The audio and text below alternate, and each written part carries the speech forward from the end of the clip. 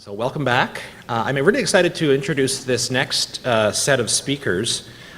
They have nothing in common except that they are all offering services and partnerships and innovations that we think can benefit local associations across Ontario.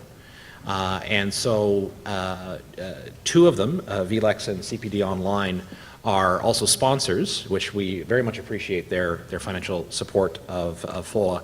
But beyond that, they are offering a set of services, concepts, ideas, and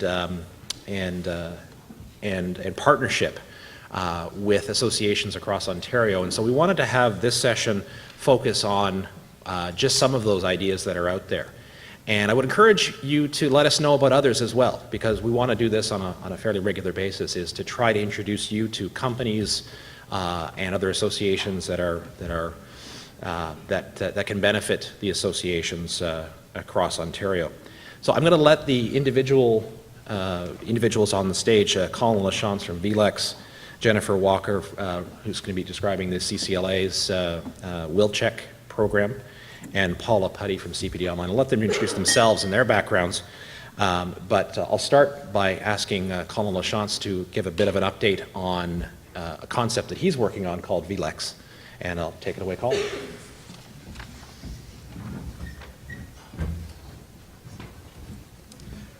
Thank you, Michael, and thank you everyone for the opportunity to come and speak with you. I've got four things that I'm going to run through during this period and no slides.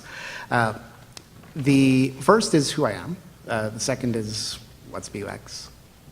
The third is what are we doing with the CCLA. And the fourth is where I hope to spend most of my time, and that is shifting power balance between customers and legal information and tools providers.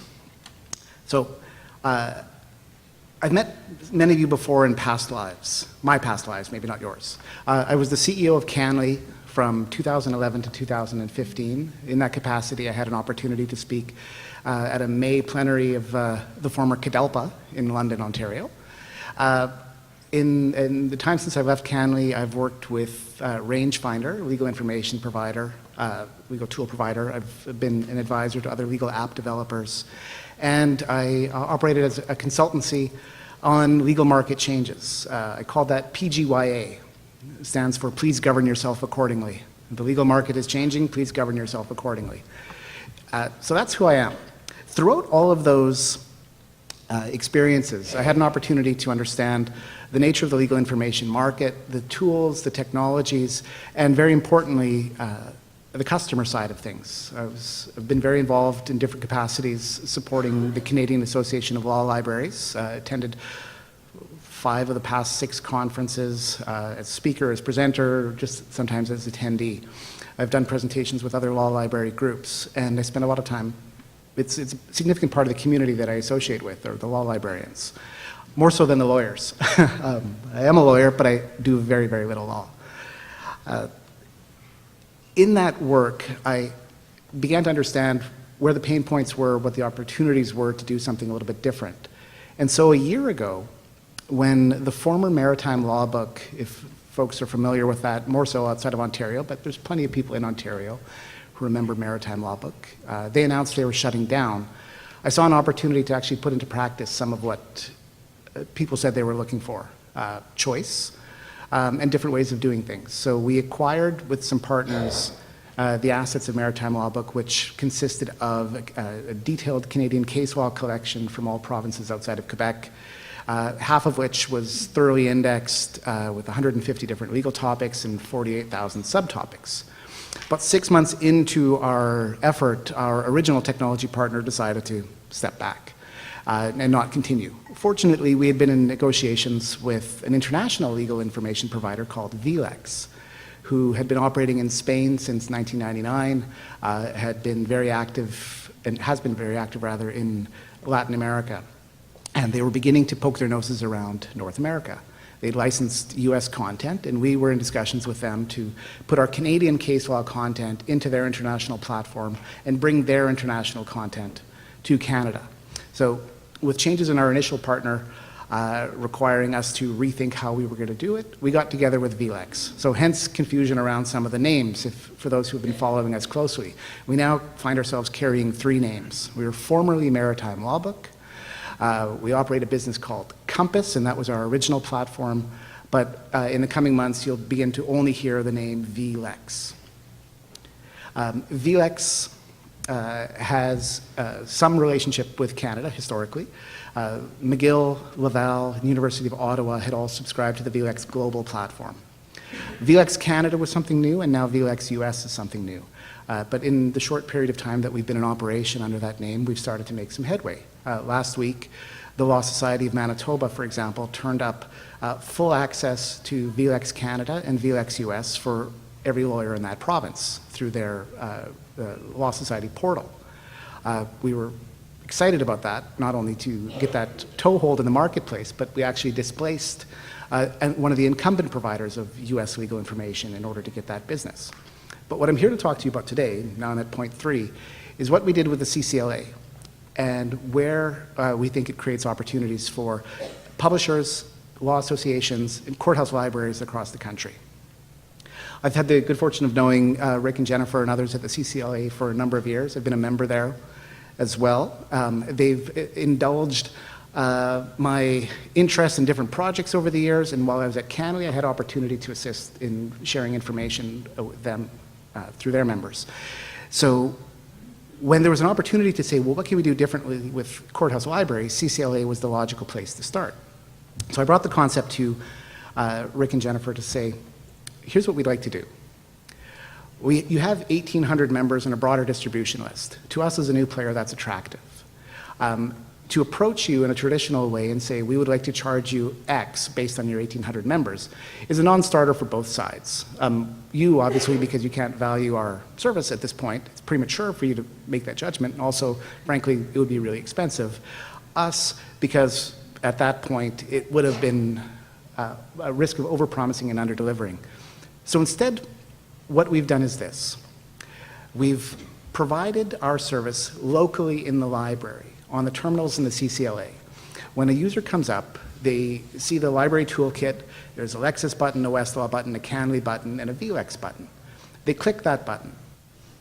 Then they're presented 2 screens, or sorry, rather 2 buttons. One button says proceed anonymously. So the premium service that is available through the library, a user can go on and carry out the research without us tracking anything. Everything is fine and good. The user has in-library access, so nothing particularly exciting or unique here. The anonymous thing allows users like the odd judge who might walk into the room the confidence in knowing that their information isn't going to be tracked. But the interesting thing is what we did with the second button, and that is create a free account to VLEX Canada Open. So our Canada service actually has a premium and a free tier. The premium is offered in the library. The free is available to everybody, anywhere, anytime. But when a user selects the free tier from within the library, they are given premium access, not only for the time of their session in the library, but for the next 24 hours thereafter. So if they're in the court to check one thing quickly, they log in, use us, they walk out. For the next 24 hours, they have full access to all the premium services.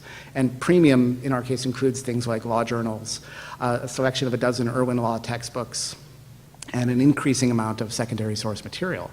If that user comes back a day later, a week later, logs in again, they get another 24 hours. The objective here is to not put it on the association to figure out if there's demand for our service. The objective is to put it on the individual user to determine if they value the service. Because if a lawyer comes back into your library a second time, a third time, or more over the course of a month, frankly, they should just pay the $59 directly and subscribe, and they'll reach that conclusion on their own. If in time our service is deemed desirable by the marketplace, we'll build up that demand. And maybe at that point, at the appropriate time, there'll be a groundswell of interest from your members to say, maybe let's do something a little bit bigger.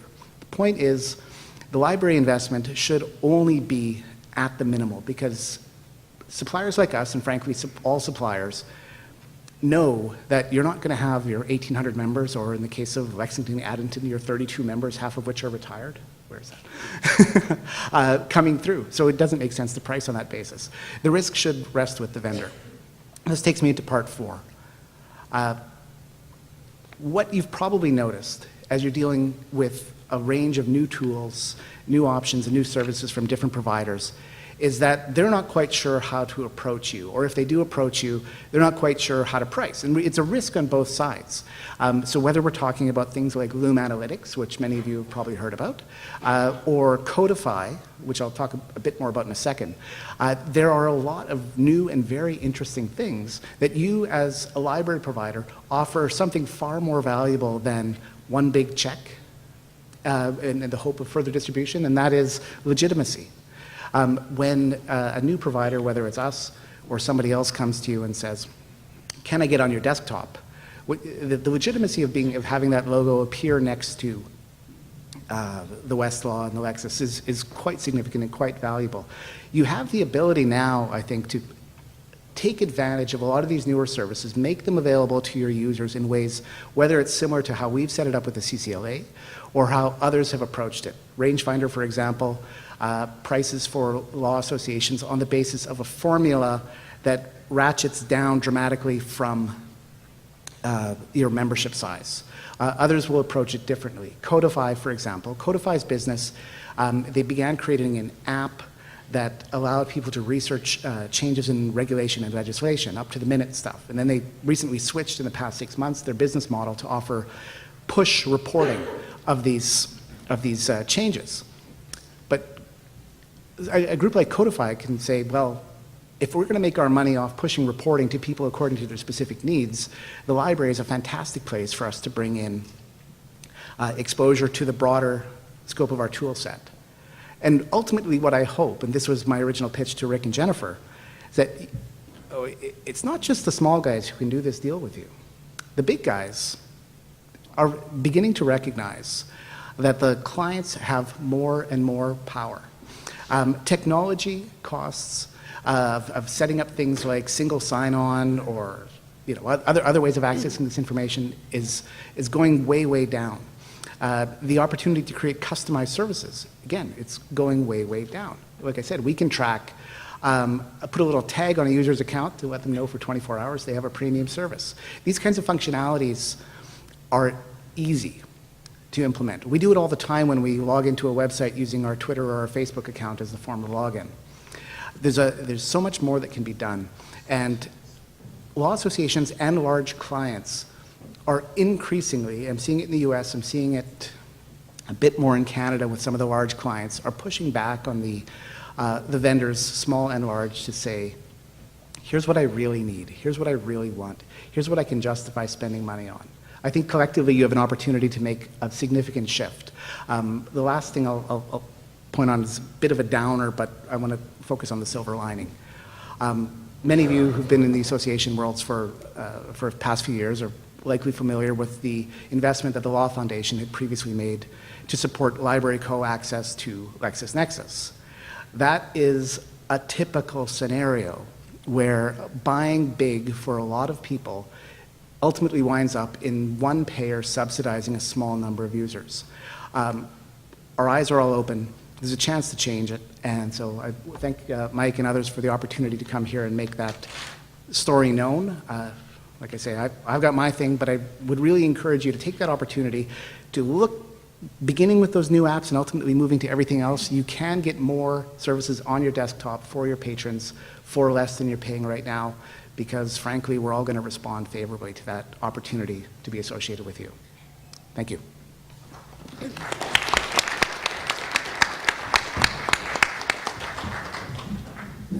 Thank you, Colin. I think what Colin is offering is an opportunity for providing some more competition in the provision of legal information resources, and the benefits of that competition hopefully has a follow-on benefit to help address the budget pressures that our libraries are under. Next, I'm going to ask Jennifer Walker from the County Carleton Law Association to brief you on an initiative called Will Check. Now, we started a year ago and put out a call for innovations in the libraries across Ontario, and we received, I think, 5 or 6 applications. This was one of them, and it was a fantastic application because what they were proposing to do was build a system that is going to directly benefit lawyers in Eastern Ontario to start, and eventually to the rest of the province. So this is the type of innovation that we think that we want to support, we as FOLA want to support and drive across the province, because it has a few benefits for us. Obviously, it helps all of you as lawyers in the field, but it also helps make our case that our practice resource centers, libraries, learn centers, whatever you want to call them, or whatever they will be called in the future, are places of great service being delivered. And this is just one terrific example of what's being done. So I'll let Jennifer walk you through what WillCheck is all about.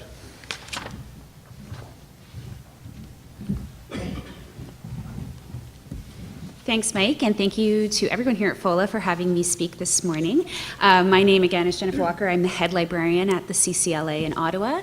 If you have an older version of the agenda and it says that Rick was speaking, I'm sorry if you really wanted to hear him. He'll be here the rest of the plenary, though, and you can talk to him about it later.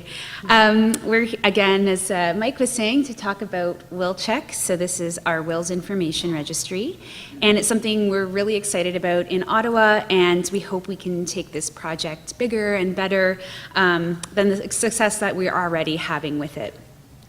So before I show you the actual product itself, I wanted to give you just a tiny bit of background of why we created WillCheck. Many of you probably see messages like this from your association all the time. Ottawa is clearly no different. We send out messages like these and post them on our website pretty regularly. I've been at the CCLA for 10 years, and I've heard rumblings, I think, the whole time that there has to be a better way to find will information or a registry for will information. And it's always struck me as an information professional that this is something that should be fairly easy to do, or at least that it was odd that there wasn't something in place already. So when FOLA announced the PRC Innovation Grant for associations, we kind of thought about this and got to work on putting together our proposal for it. It seemed like a good idea for us to do for a few reasons. First, we felt that the technology that you would need to do this was something that was certainly already within our knowledge base at the library. And we felt it was an excellent value-added item for our lawyers who have an estates practice. We don't help solicitors a great deal at the library for various reasons, and I'm sure other libraries are the same. And but they pay their library levy fee to the Law Society just like everyone else, and we thought this was something that we could do that would give back to them and be directed to their practice needs. We knew right off the bat that the fact that we could not make this mandatory and that it wasn't a mandatory requirement for people to give us this information. We definitely wish we could. That would be great, but we can't. It didn't stop us from trying sort of a if you build it, they will come kind of wishful thinking scenario. So we kind of put that non-mandatory element into our list of challenges and just pressed forward. We also heard loud and clear when we were speaking with the lawyers in our area about confidentiality and how it was critically important. So we definitely put that into our list of things to consider as well. So to give you a sense of how this project developed, I'll just give you a look at our timeline. Last fall, we submitted our PRC Innovation Grant proposal, and it was awarded to us last year at Plenary. It's almost like a year today. After we were awarded that, we got into gear with our planning. We continued talking with the lawyers in our area who have an estates practice to get their input and their feedback. That was obviously the first thing we wanted to do and needed to do. We also came up with the name WillCheck, which we thought was great. We didn't want it to end up having some sort of unexciting name like East Region Ontario Wills Registry, which is like, who's looking for that? And we just wanted something short and nice. We also took care of some of the back-end technical work that we needed to get that ready to go. In order to build the database, and with the FOLA grant, part of that was spent on building the background sort of database for the program. We employed the expertise of a colleague of ours who's a systems librarian. For those of you who don't know what a systems librarian is, I imagine it's most of the room. Those are people who work on the information database systems that any library has, journal articles, their catalog holdings. We also had to build and design the website. We wanted something that was clear, easy to use, and so we set out designing that. And then one other critical step was hiring legal counsel to review the project and to develop our standard release form, our terms of use, and our privacy policy. So we actually hired a colleague of Colin's to do that for us, and we were very happy with having done so. And then finally, once we got everything up and running, we launched it at our Solicitors Conference May this year. So the Solicitors Conference was our goal, since we get a lot of our target audience in the room at once. And the plan was and is that we would launch the project for the East region first. And our hope is that, as the CCLA, we have a long history in the region. We're a nonprofit. We're not trying to do this as a commercial enterprise, and it would encourage lawyers to trust us with this information. And then we just wanted to, hopefully create something that people find useful in the years to come when they're looking for that information, instead of sending out notices to email listservs. So without any further delay, I'll look at the website. I'm not looking at this live because inevitably when I try to do a live demo, it means the internet doesn't work. So these are, I can't show you anything specific or click through, but you can definitely check that out for yourself. That's the address there. So this is the homepage of WillCheck. Again, our goal was to make it as simple as possible to use and deposit information with us. It has two functionalities, which is register a will and find a will. So to register a will, you click on, there's two steps. First step, there's the release up at the top. So we prepared a release for lawyers to use with their clients, which outlines the permissions they are giving. So first by the lawyer releasing that information to us, and then for us to release that information to lawyers, just so clients know what they're kind of signing up for. It's a Word document so that lawyers can easily copy and paste it onto their own letterhead or whatever works for them in their office. So once the lawyer has received that, taken care of that, the next step is to give us the will information. So on the home page, you click Register a Will, and then it's really as simple as filling out this form. Once you fill out those fields, you hit Register a Will, and that's it. The information's in the database, and you are done. We monitor the entries to make sure everything's spam-free and correct. For the time being, we're doing this all manually. If lawyers want to wait and tell us in a bulk, so every week, month, quarter, year, there is a CSV file that you can download. It's just like an Excel spreadsheet. You fill that in and you can upload it all at once instead of doing it per will, just depending on, I guess, what works better for people. So to be quite clear, we do not collect the wills themselves. It's just the information about the client, the lawyer's information. And so that if someone is looking for a will down the road, they'll have that information. We know things can change over time, obviously. It's a starting point at least, and if lawyers want to get in touch with us and change information about the location of wills, if they're retiring or something like that, we'd be happy to work with them to capture that information. So to find a will, off the home page, again, there's the button there, click on that, and there's a form that you fill out and hit Submit Request. So within 2 business days is the standard that we indicate, although probably faster. We'll get back to them with anything that appears relevant. Until we get more information in the database, it's obviously not going to be used as much since we're just starting to collect the information now, but it's very simple how to do that. For now, requests for searches are only completed for members of the Law Society and other bars, so it's not for members of the public to request information through. So we've also created a frequently asked questions page, which gives more people information about the project. It includes links to our terms of use and our privacy policy. Some frequently asked questions, or 2 that I guess I'll answer here. The first is cost. So we do not charge for this service. It's entirely free from start to finish for users. To get this started off the ground and moving, we wanted to encourage as much participation as possible. And so if not charging for that helps, then we're all for that. It's also not a terribly expensive project for us to run in general, so there's not a lot of cost to recoup anyways. The next is the subject of older wills. So at this time, we have not received any information on how you can ethically give us a list of all of your old wills from your offices without getting your client's consent first. This continues to be a big gap in our data. That said, if people want to go back and ask their clients, that is certainly, we'll take the old information. It's just admittedly a bit of a road bump is getting all those lists that everyone already has built up. So that, we launched this in May at our solicitors conference, and the immediate feedback from people in the room was really positive. We spoke to a lot of lawyers that weekend, gave out our swag to people, and there was significant interest, we felt, from the crowd there. For our grant application, FOLA wanted a measurable impact, and we weren't even sure what to say about that. We didn't know how many wills were created a year or anything really that was useful. So we looked at how many will notices we sent out the previous year, and we decided to base it off of that.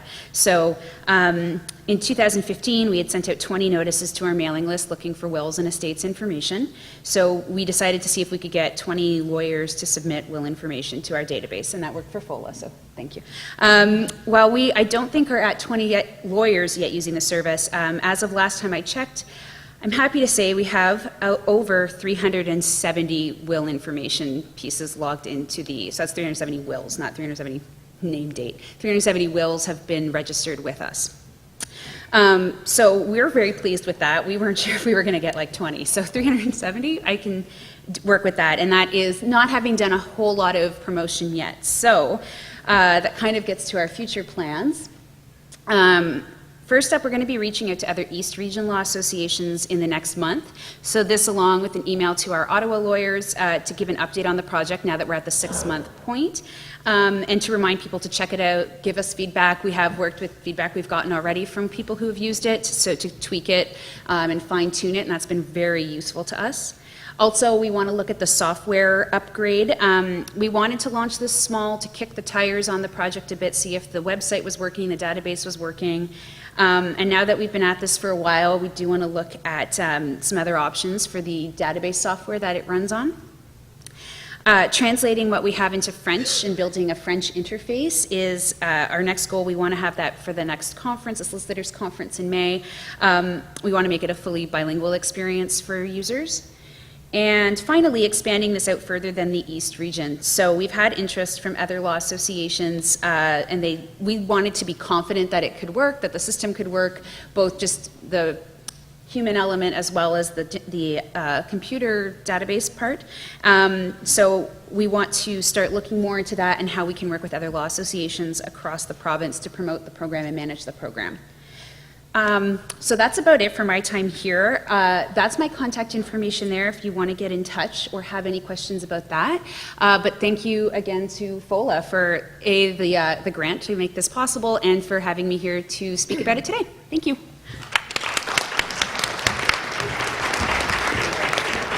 Thank you, Jennifer. There's 3 things that I take away from this partnership and this initiative with CCLA and WillCheck. The first is innovation doesn't need to be complicated.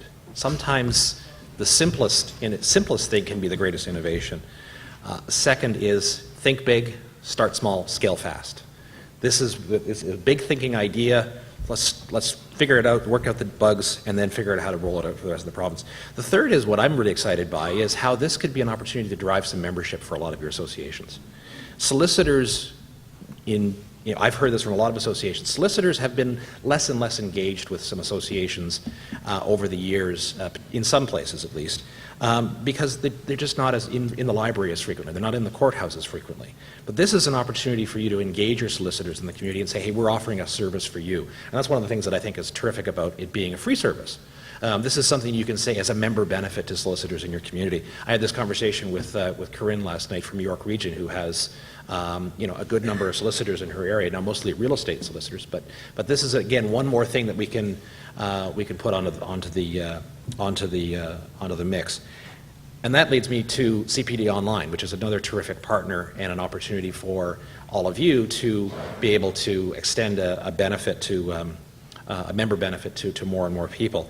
CPD Online has been a partner of FOLA's and a partner of a lot of you now for about 3 years. And I think that they've been a tremendous partner for a lot of you. They've been offering up and I'll let Paula discuss this as well. But there's room to grow. And that's one of the things that I think Paula's going to talk about is how their relationship with a lot of associations in Ontario and with a lot of your members can grow and can help your associations be more dynamic and more responsive to the needs of lawyers across Ontario. So with that, I'm going to turn it over to Paula Putty, let her introduce herself. She's familiar with many of you, and let her talk about what the latest plans of CPD Online are. So Paula Putty, thank you. Good morning, everyone. Hope you're having a great day. It looks like a very full agenda and lots of food and drink as well. As Michael mentioned, my name is Paula Putty. I am a lawyer, although I don't practice anymore. I think a good title for me is serial entrepreneur, to be honest. So I recently joined CPD Online, and to be frank, I'd heard about them quite some time ago, and I recently joined them because they are here, they have integrity, they have a really good product, and the online presence for CPD is really the way of the future. So that's one of the main, several of the main reasons that I joined CPD Online in the last few months, to help them promote their online presence amongst lawyers. I want to thank all of you. I know that probably many of you are familiar with Paul Byrne, the president of CPD Online, or if not you personally, your law librarians or executive directors. He ended up doing a kind of a road show last summer, so he would have met with a lot of you personally or your librarians. So we do want to thank you because one of the main reasons that we've succeeded is the support of the law associations over the years. So many of you and your associations use our online, on-demand videos. You play them in your libraries, you promote the videos to your members. And then we have several of you, I'm thinking CCLA, thank you, and TLA are huge providers of content. So those two relationships are significant to the success of CPD Online. Certainly I think that if any of you are not providers of video content yet, please do consider it. One of the reasons I thought it was a great service provider is that once they cover costs of the videotapes of the programs, they'll come to your venue, they'll videotape the program for free. Once they cover costs, then they share 50% of the revenue with the association. So it's a really generous partnership, to be honest. In addition, they provide your members discounts on your own association generated programs, and they also obtain a share of referral fee with your law association as well. So it is important, if your members are signing up with CPD Online, if they're not, if they haven't done so yet, to make sure that they put down their association, because it has a direct benefit to you. But I'm excited to be here today, not to just talk about what we've done in the past, but where we're headed in the future. So up until now, we've been a pay-as-you-go service type thing. So typically it's been about $100 per hour of professionalism or substantive content, so to speak. You can pick whatever you want. We do have over 600 hours of content on the website right now.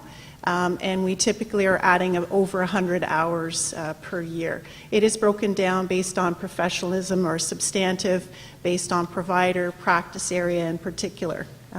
I know how pesky it is to get those professionalism hours towards the end of the year, that's for sure. But what I wanted to share with you today is something actually that speaks to what Michael was talking about, is something that you could potentially use to promote your association to new members, and that is a subscription model. Okay, so we're actually moving to a flat fee subscription model for individual lawyers, and we've decided that that subscription model should be priced around the $400 mark. Okay, so that would be all access to videos for a calendar year. Because our law associations have been such a tremendous support, we've actually decided to offer all of you and your members a 50% discount off of that price. So essentially for $200, your association members could have access to our videos. So what that means is that I know that a number of you have really solid CPD programs.